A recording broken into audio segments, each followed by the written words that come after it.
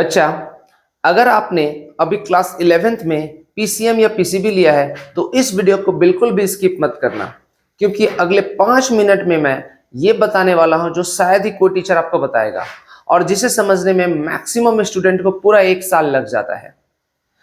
तो चलो स्टार्ट करते हैं। मैं उमेश कुमार, कंसेप्ट गुरुजी एडवांस में आप सभी का स्वागत करता हूं। आपको एक बात पता होना चाहिए बच्चा कि हर साल लाखों बच्चे क्लास 11th में एडमिशन लेते हैं, ये तो पता है आपको। लेकिन उसके साथ मैक्सिमम बच्चे जो क्लास 10th में 90% से भी ज्यादा मार्क्स लेकर के आए होते हैं, उनका 3-4 महीने के बाद यही कहना होता है कि सर फिजिक्स समझ में नहीं आ रहा है, मैथ्स बहुत टफ लग रहा है, केमिस्ट्री याद ही नहीं रहा था, बायोलॉजी बहुत बड़ा लग रहा है। ऐसा होता है कि नहीं? अगर ऐसा आपके साथ भी हो रहा है तो नीचे कमेंट बॉक्स में जरूर कमेंट करो।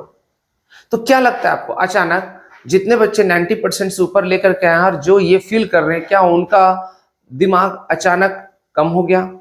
क्या उनको समझ में आना बंद हो गया? क्या उनका बुद्धि कम हो गया? तो जवाब है नहीं। जवाब है क्या? नहीं। तो गलती क्या है बच्चा? गलती पढ़ाई करने का तरीका में है बच्चा। समझो बात को। तो क्या करना चाहिए? तो करना चाहिए कि अगर आप शुरुआत से ही स्ट्रैटेजी अपनाते हैं, क्लास 11 आपको मुश्किल नहीं लगेगा, बहुत बहुत बहुत आसान लगेगा। फाउंडेशन को क्या करना है बच्चा? मजबूत बनाना है। और कैसे फाउंडेशन को मजबूत बनाना है तो चलो देखते हैं। सबसे पहला पॉइंट नंबर 1 क्या करना है आपको? एक बात दिमाग में बैठा लेना है कि क्लास 10th का जो पढ़ाई है, क्लास 10th का जो सिलेबस है, क्लास 10th का जो कैरिकुलम है, वो क्लास 11th से बिल्कुल अलग था। क्लास 11 का पढ़ाई जो है 10 से बहुत अलग है। क्यों अलग है? क्योंकि आप 3-4 महीना अभी आ गए हो, पढ़ रहे हो, तो आपको ये एहसास हो गया होगा कि 10th और 11th बिल्कुल अलग है। आप 10th में क्या करते थे? बहुत बार अच्छा मार्क्स लाने के चक्कर में आप रोट लर्निंग कर लेते थे, मेमोराइजेशन कर लेते थे। लेकिन 11th में जब तक आपको कंसेप्ट समझ में नहीं आएगा, तब तक आप उस टॉपिक से रिलेटेड क्वेश्चन बनाना आपके लिए बहुत मुश्किल है, असंभव है। ठीक है? तो किस तरह से पढ़ना है? फिजिक्स में आपको हर फॉर्मूला को समझना है, उसका मतलब को समझना है। मैथ्स में स्टेप को जो सॉल्व किया जा रहा है, वो स्टेप कैसे कैसे वहां पे कंसीडर किया जा रहा है, कैसे लिखा जा रहा है, इस चीज को समझना है। रोट लर्निंग से काम नहीं चलेगा। केमिस्ट्री में रिएक्शन के पीछे का लॉजिक आपको समझना है बच्चा। और अगर आप पीसीबी के छात्र हैं तो बायोलॉजी में एनसीईआरटी का हर लाइन और हर डायग्राम को ध्यान से पढ़ना है। याद रखना एक बात, कंसेप्ट मजबूत होगा तभी रिजल्ट मजबूत होगा बच्चा। नेक्स्ट जो है आपको ये बात समझना है, नेक्स्ट पॉइंट आपको जो समझना है, वो बहुत सारे स्टूडेंट क्या करते हैं कि 8-10 घंटे पढ़ लेते हैं। क्या करते हैं? 8-10 घंटे पढ़ लेते हैं, लेकिन फिर अगला 2-3 दिन बुक भी नहीं खुलते। ये बिल्कुल गलत तरीका है। अगर आप रोज 3-4 घंटे 5 घंटे ईमानदारी के साथ फोकस सेल्फ स्टडी के साथ पढ़ोगे, तो वो जो एक दिन में आप 10-12 घंटे पढ़ते हो फिर नहीं पढ़ते हो, उससे लाख ऑफ टाइम्स, मतलब 1000 ऑफ टाइम्स बेहतर होगा। ठीक है? एक सिंपल रूल समझो। आज स्कूल में जो पढ़ाया गया है या क्लास में जो पढ़ाया गया है, घर में आकर के उसको 30-40 मिनट फिर से उसको रिपीट करो। और अगर आपका ये हैबिट नहीं है तो एक बैकलॉग आपको लगते जाएगा, और जितना भी बैकलॉग लगेगा उतना आपके माथे पे बर्डन हो जाएगा, टेंशन होगा। इससे बचना है, बैकलॉग से बचना है। एकदम इस बात को ध्यान रखना है। स्कूल में जो पढ़ाया जा रहा है उसको एकदम घर में आके 30-40 मिनट हर एक सब्जेक्ट को क्या करना है? रिवाइज करना है।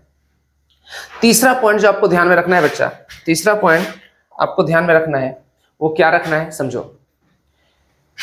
बहुत बच्चे शुरुआत में 4-5 रेफरेंस बुक खरीद लेते हैं। कोई एच.सी. वर्मा खरीद लिया, कोई एस.एल. अरोरा खरीद लिया, कोई रसनिक हैलिडे खरीद लिया। ठीक है? बहुत सारा बुक खरीद लिया। लेकिन सच क्या है कि अगर आपने एनसीईआरटी आपका मजबूत नहीं है तो दूसरा किताब आपको बिल्कुल भी मदद नहीं करेगा, बिल्कुल भी नहीं। सबसे पहले आपको एनसीईआरटी को लाइन बाय लाइन पढ़ना है। हर डेफिनेशन, हर एग्जाम्पल, हर न्यूमेरिकल्स जो एनसीईआरटी में दिया है, हर डायग्राम, हर एक्सरसाइज क्वेश्चन, इसको जरूर सॉल्व करना है। उसके बाद ही कोई एक रेफरेंस बुक आपको लेना है। एक रेफरेंस बुक से ज्यादा आपको नहीं जाना है। उतना कर लोगे तो आप मास्टर बन जाओगे उस सब्जेक्ट का, जिस सब्जेक्ट का को आप जितना भी मैं बता रहा हूं उस पॉइंट को ध्यान में रख करके चलोगे तब।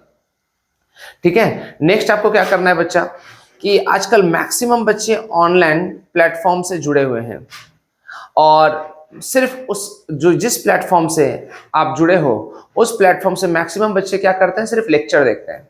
मैं गलत बोल रहा हूँ कि सही बोल रहा हूँ? अगर सही बोल रहा हूँ तो नीचे कमेंट में यस लिखना, गलत बोल रहा हूँ तो सर लिखना कि नहीं नो लिखना, ठीक है।